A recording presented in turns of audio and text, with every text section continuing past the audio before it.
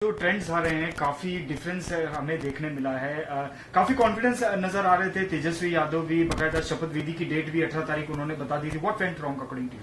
देखिए, अभी तो रुझान आ रहा है। रुझान के हिसाब से मैं मेरी पार्टी का बताऊंगा, मजलिस इत्तेहादुल मुस्लिमीन, तो हम तो अल्हम्दुलिल्लाह फिलहाल 5 दिखा रहा है, लेकिन यकीन मानिए शाम तक मुझे उम्मीद है कि 8 से 9 सीट तक हम चले जाएंगे। और इसके लिए मैं जनता का तहे दिल से शुक्रिया अदा करूंगा, जिन्होंने हमको दुआओं से, मोहब्बतों से और भरपूर वोटों से नवाजा है। और अब हम तो ना इसका हिस्सा थे, ना हम तो महागठबंधन का हिस्सा थे। महागठबंधन को तो हमने लेटर लिखा, पत्र लिखा, सब कुछ किया, ढोल ताशे बजा दिए उनके घर के बाहर के तेजस्वी यादव, लालू यादव अपने कानों को खोलो वरना फट जाएगा तुम्हारा एमवाई समीकरण का झूठा पोल, सब चीज बोला। 6 सीट हमने मांगी थी अलायंस के लिए, नहीं दिया। ये अपने घमंड गुरु टैश में थे। हमने ग्रास रूट लेवल पे काम किया मजबूती के साथ। असद ओवैसी साहब की कयादत में, बिहार के प्रेसिडेंट अख्तर इमान साहब की कयादत में पूरी तरह से चुनाव लड़े और आज मेहनत का फल ये दिख रहा है कि हम यहां तक पहुंचे। अब ये कौन सत्ता बनाने वाला है, कौन नहीं बनाने वाला, इसका फैसला तो शाम तक होगा। और फिलहाल तो ये स्थिति है कि हमारी स्थिति मजबूत चल रही है फिलहाल। और अब देखने को तो ये मिल रहा है कि जो तेजस्वी यादव खुद ट्रेलिंग कर रहे हैं। तो अब ये सब इनको इंट्रोस्पेक्शन करना चाहिए। हमने पहला तो हम पे कोई इल्जाम नहीं लगाना। हमने पहले बोला था साथ में आइए लड़िए, नहीं आए आप, हमने लड़ा। आज कितनी बड़ी जो पार्टियां हैं उनसे ज्यादा तो अल्हम्दुलिल्लाह हमको इज्जत दिया अल्लाह ने, और आगे भी हमको मिलते रहेगी इज्जत, क्योंकि मेहनत है। पब्लिक को कहीं ना कहीं एमआईएम के अंदर विकल्प के तौर पे दिख रहा है। और हिस्सेदारी की लड़ाई थी, डेवलपमेंट की, विकास की, करप्शन खत्म करने की लड़ाई थी, जो हम वहां पे जाके लड़ रहे थे। एसआईआर का कितना बड़ा रोल मानते हैं इसमें? और जो सरकार की तरफ से 10,000 रुपए महिलाओं के अकाउंट्स में भी गए हैं, कहीं ना कहीं वो एक गेम चेंजर आप मानते हैं? क्या आकलन रहा है जिस तरह से एनडीए का प्रदर्शन वहां पे रहा? देखिए साहब, एसआईआर की जहां तक बात करूं तो हमने पहले से कहा था, हम एसआईआर के विरुद्ध में नहीं थे। एसआईआर करिए, लेकिन उसमें तो प्रतिक्रियाएं जो लाए थे लोगों ने, आधार कार्ड नहीं था, उसके लिए सबसे पहले तो हमारे पार्टी प्रेसिडेंट असद ओवैसी साहब, अख्तर भाई सब गए थे, इलेक्शन कमिश्नर को मिले, मीटिंग की, उनसे समझाया कि इस तरह से अगर आप ये डॉक्यूमेंटों को नहीं मानोगे तो काफी लोगों के वोटर लिस्ट से नाम कट जाएंगे। हमने कहा, अब जैसा आपने कहा कि 10,000 रुपया जो देने की बात है, ये देखिए सब क्या होता है। चुनाव के पहले महाराष्ट्र में भी आया था लाड़की बहन योजना।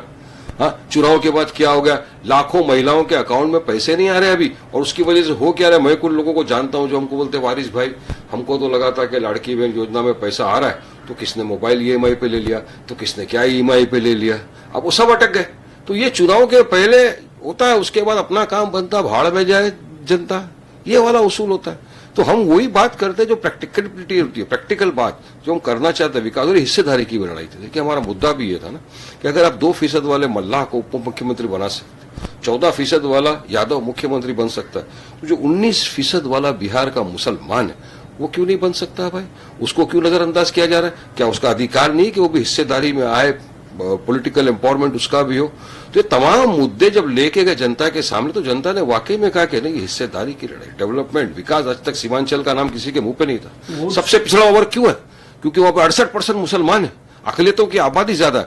आपने उसको एकदम दरकिनार कर दिया था। वोट चोरी को भी दरकिनार करते हुए नजर आ रही है अपोजिशन के जो एलिगेशंस वगैरह लगाए थे। अब देखिए, ऑपोजिशन के जो एलिगेशन है उस पर ये इलेक्शन कमिश्नर को स्पष्टीकरण देना चाहिए कि क्या रियलिटी है क्या नहीं है। स्पष्टीकरण तो मांग रहे हैं। अभी वोट चोरी का जो बात फिलहाल आ रही है वो तो सब हो गया। अब आज रिजल्ट है। अब रिजल्ट जो रुझान आ रहे हैं, मैं रुझान के ऊपर आपको बताना चाह रहा हूं कि ट्रेंड जो चल रहा है वो तो देखिए अल्हम्दुलिल्लाह हमारे फेवर के अंदर है। लेकिन मैं तो चाहूंगा कि हमारे और 8-9 तक आ गए, बहुत खुशी की बात होगी। और शाम तक मेरे को यकीन है, अभी काफी जगहों के ऊपर हमारा प्रदर्शन अच्छा है, अभी कुछ राउंड बाकी है काउंटिंग के। एमआईएम का क्या रुख रहेगा आने वाले दिनों में? अगर ठीक जिस तरह से आपने कहा कि 8-9 सीटों का हम लोग का अभी भी आकलन है, तो एमआईएम किस दिशा में जाते हुए नजर आएगा?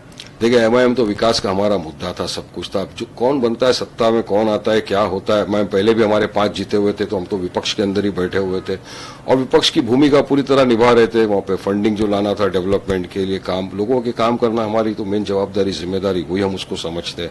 और अभी भी देखते हैं क्या होता है। इब्तिदाई इश्क होता है कि आगे आगे देखिए होता है क्या, शाम तक सब स्पष्टीकरण हो जाएगा। So we'll do it in English. How do you see the latest trends of Bihar elections result seems to be extending? First of all, I would thank the voter of Simanchal, Bihar, who voted for us in large numbers.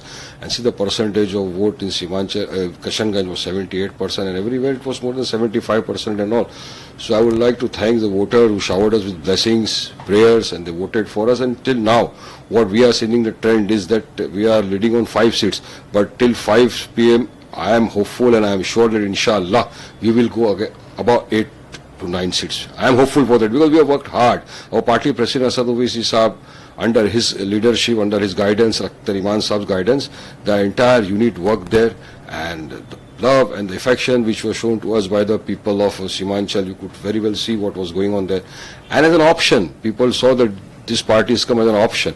And we said our main things were that development, we were against the corruption which was going on there, and it was about the equality and political empowerment.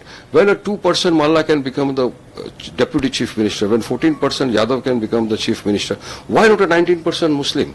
Don't you find any Muslim capable of being chief minister of Bihar, leading Bihar? So if you don't do the empowerment of Muslims, how will the community come forward? And we had offered the Mahagathbandhan.